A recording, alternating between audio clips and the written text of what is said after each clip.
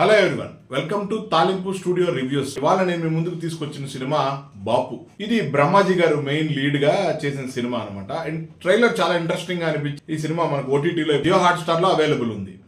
ఈ సినిమాని ఎలా చెప్పాలంటే ఇది ఒక డార్క్ కామెడీ జానర్కి సంబంధించిన ఫిల్మ్ అని చెప్పాలి. ఎందుకంటే టైటిల్, వాళ్ళ గెటప్లు అవన్నీ చూస్తే మనకేమనిపిస్తుంది అంటే చాలా సీరియస్ సినిమా, చాలా సీరియస్గా ఉంటుంది. ఇలాంటి ఎక్స్పెక్టేషన్స్తో మనం ఉంటాం. సీను అక్కడ ఏదైతే జరిగే విషయం ఉంటుందో అది చాలా సీరియస్గానే ఉంటుంది. కానీ ఆర్టిస్టుల పర్ఫార్మెన్స్లు, ఆ సీన్ నడిచే విధానం, వీటిలో మాత్రం ఎక్స్ట్రాడినరీగా అనిపిస్తుంది, చాలా ఫన్నీగా అనిపిస్తుంది అనమాట. సినిమా కథ విషయానికి వచ్చేటప్పటికే బ్రహ్మాజీ గారు ఒక రైతు. ఆయన పొలంలో కావాల్సిన వాటి కోసం అప్పులు చేసి ఉంటాడు అనమాట. బ్రహ్మాజీకి ఒక కొడుకు, ఒక కూతురు, ఒక తండ్రి, వైఫ్ అనమాట. బ్రహ్మాజీ గారి వైఫ్గా ఆమని గారు చేశారు. బ్రహ్మాజీ గారి ఫాదర్గా బలగంలో చేసిన పెద్ద ఆయన చేశారనమాట. దాని తర్వాత శ్రీనివాస్ అవసరాల గారు ఒక క్యారెక్టర్ చేశారు. వీళ్ళందరూ మెయిన్ ఆర్టిస్టులు అనమాట. ఒక్కొక్కరికి ఒక్కొక్క ఇష్యూ ఉంటుంది అనమాట. ఈయన ఎలాగైనా ఊర్లో చాలా అప్పులు అయిపోయి ఉంటాయి, ఊర్లో ఇతను పంచాయతీలు పిలుస్తుంటారు, అవమానిస్తుంటారు, ఎలాగైనా ఈ అప్పులన్నీ తీర్చాలి అనే దాంట్లో ఈయనకు పత్తి రైతు.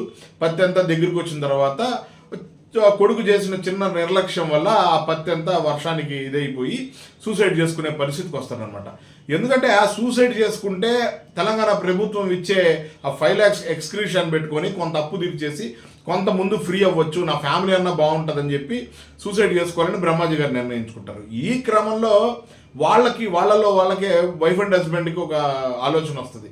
అవునా, నువ్వు చచ్చిపోతే మేమేమైపోతాం, మా బతుకులు ఏమైపోవాలి, మీ నాన్న ఎలాగో ఈరోజు రేపు అన్నట్టున్నాడు కదా, మీ నాన్నని చంపేస్తాం, మీ నాన్నని చంపేస్తే వచ్చే 5 లక్షలతో అని. అంటే వాళ్ళ సిచ్యువేషన్స్ అక్కడ మనకి చెప్పేటప్పుడు ఫన్ అనిపిస్తుంది, కానీ వాళ్ళ సిచ్యువేషన్ని చాలా ఇదిగా, చాలా డెలికేట్గా, అంటే ఇంకా అదేదో పెద్ద ఎమోషనల్ డ్రామాలా కాకుండా మనిషి పరిస్థితులు ఎలా ఉన్నాయి, వాళ్ళ సిచ్యువేషన్స్ వాళ్ళ దగ్గర ఎలాంటి పనులు చేపిస్తాయి, మీ నాన్నని చంపేద్దామని చెప్పి వాళ్ళు నిర్ణయం చేసుకుంటారు. ఈ నిర్ణయం వాళ్ళు తీసుకున్న తర్వాత దీన్ని బ్రహ్మాజీ గారు వాళ్ళ ఫాదర్తో ఎలా కన్వే చేశారు, వాళ్ళ పిల్లల్ని ఎలా కన్విన్స్ చేశారు, ఇలాంటి ఇది నడుస్తూ ఉంటుంది. వీటన్నిటికీ రిలేటెడ్గా కానీ సంబంధం లేకుండా ప్యారలల్గా ఇంకొక కథ నడుస్తుంటుందండి బాపులో. అదే ఈ సినిమాలో ఉండే గమ్మత్తు. అది రచ్చరవి బాయిలో పూడికలు తీసే రచ్చరవి క్యారెక్టర్ అనమాట. అతనికి ఒక దేవుడి బొమ్మ దొరుకుతుంది. ఆ దేవుడి బొమ్మ తీసుకొచ్చి అతని ఇంట్లో దాచిపెడతాడు. ఆ దాచిపెట్టిన క్రమంలో దాన్ని గంగవ్వ ఒక పని చేస్తుంది.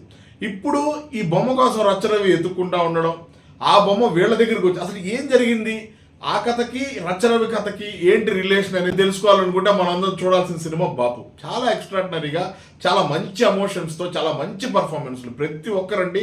ముఖ్యంగా బ్రహ్మాజీ గారు, తర్వాత ఆమని గారు వాళ్ళ అబ్బాయిగా చేసిన అతను, తర్వాత ధన్యా బాలకృష్ణ కూతురుగా అవసరాలు శ్రీనివాస్ గారు, అది క్యామియో అనలేం, ఫుల్ లెంత్ అనలేం, బట్ ఇంపాక్ట్ మంచి సీన్లు ఉన్నాయి. అవన్నీ ఆయనకి వాల్యుబుల్గా ఆయన కూడా చాలా బాగా యాక్ట్ చేశారు.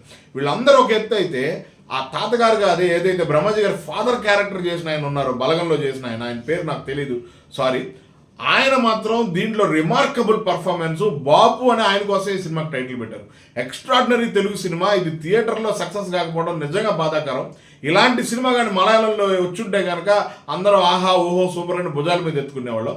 అట్లీస్ట్ ఓటీటీలో అయినా ఈ సినిమాని, మన తెలుగు సినిమాని మనం ప్రౌడ్గా చెప్పుకునే ఈ సినిమాని మనందరం సపోర్ట్ చేసి మీ ఒపీనియన్స్ని మా కామెంట్స్ రూపంలో తెలియజేయండి. మరిన్ని విశేషాలతో, మరిన్ని సినిమా రివ్యూస్తో మీ ముందుకు వస్తూనే ఉంటాను. We love cinema. Please like, share and subscribe తాలింపు స్టూడియో.